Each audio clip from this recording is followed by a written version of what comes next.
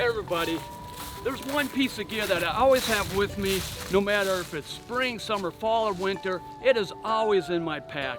This piece of gear is so simple, yet very effective. It is lightweight, it's packable, it's waterproof, and the best thing yet, its usage has multiple applications. Now in this third episode of Hammocks, Tarps, and Camping Tips, we're gonna look at a great little tip that's gonna make your hiking and camping experience more enjoyable, especially during those challenging and adverse conditions.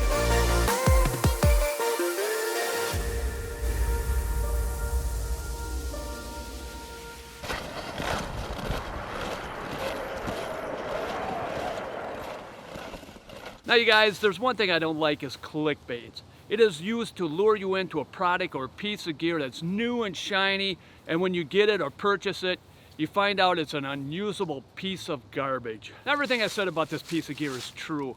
The first thing I said, it was simple and effective. And this simple piece of gear is just 10 feet or 3 meters of zinget with a loop tied on one end. Now I know some of you guys are gonna say, what a waste of time. But before you hit that exit icon, I'd like to make a deal with you. Now, after watching this episode and seeing the multiple usage of this simple piece of gear, the next time you go on a trip, you take a few of these with you, I guarantee not only will you find these to be lightweight and packable, but very effective. And if you don't, I will stand on my head for a considerable amount of time.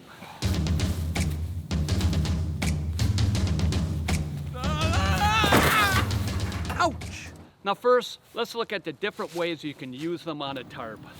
When I come to camp, after setting up the tarp with the ridge line,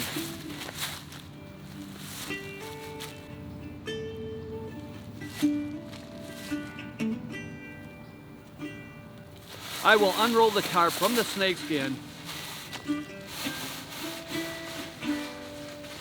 I'll try not to use my stakes when pitching it. The first thing I'm going to do is look for trees where I can attach the cordage to. Now this is the strongest connection you could have for your tarp. With the loop on the end, you just wrap it around the tree, feed the other end through the loop, and move it up and down to the location that you will need it. The other end is attached to the tarp either by a knot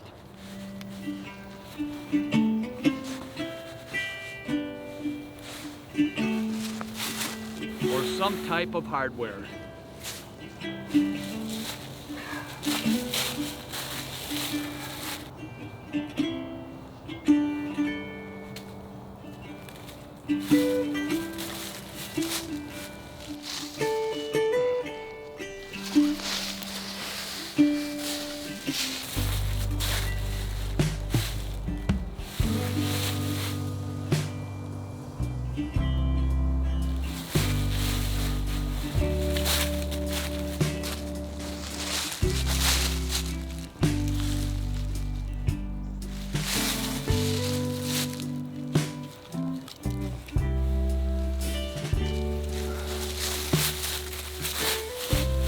And if the trees are a little too far, you just add another section on. I like to tie a loop on the end that's coming from the tree.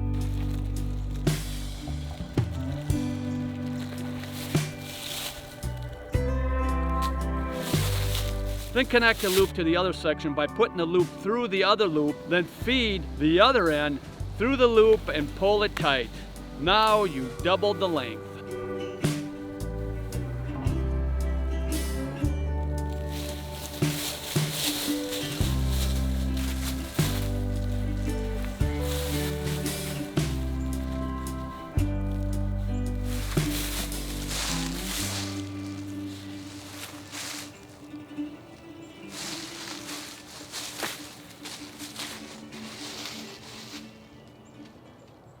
Now if there's no trees, I would look for small vegetation, like brush or small trees, to connect to. And if there's no small vegetation, then I would look for a root that's exposed from the ground, and then I would attach the guideline to that. Now if there's nothing stable to attach to, then I would look for two things. And the first thing is a down tree or a down branch, a large one.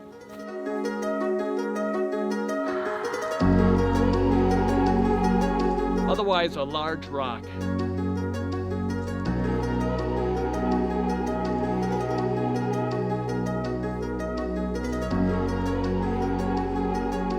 Where I live, we get a good amount of rain, where the soil is soft. When you put the stake in, it can be easily pulled out, unless they're put in behind a root.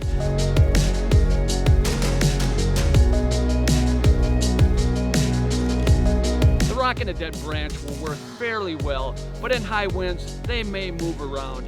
The best way and the most secure way is connected to a tree or some type of vegetation that's unmovable.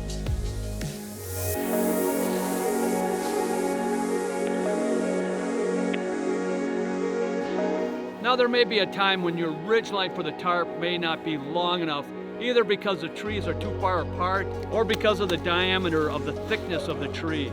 Again, you just tie a loop at the end of the ridgeline and attach it like we did earlier.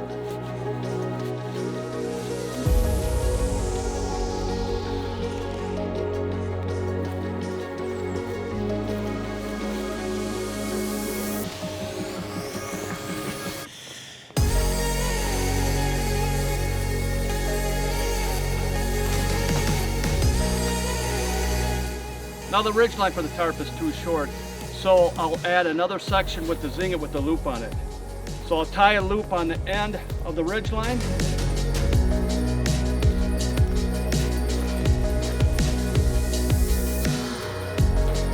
And then I'll attach it to the tarp. Now I have my tarp up, I didn't have to worry about finding more trees or trees that are shorter. So this worked out great. This is a good system to have just in case if the trees are too long.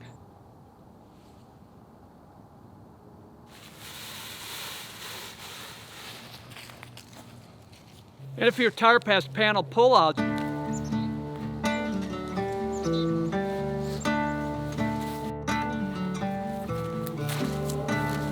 they work great to expand the room under your tarp.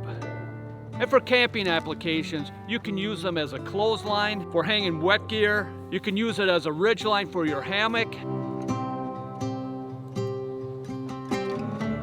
And if your pants are too big for you and you forgot your belt, you can use it as a belt also. And if you break a shoelace or a bootlace, no worries. Just tie in the zinget. And you can also use it as a drip line, which we covered in episode 2.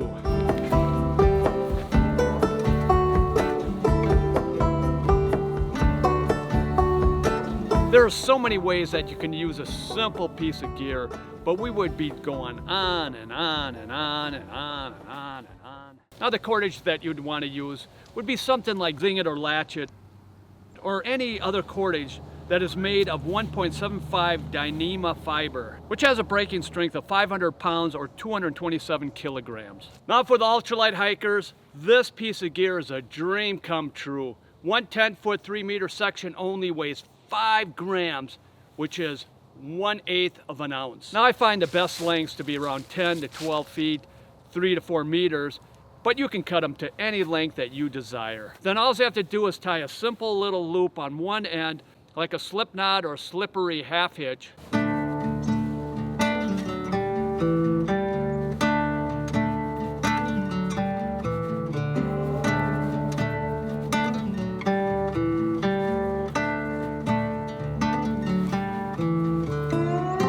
You can use a bowline knot, or a knot that I've been using, which I consider one of the strongest knot, is by simply form a loop and tie it in with a overhand knot.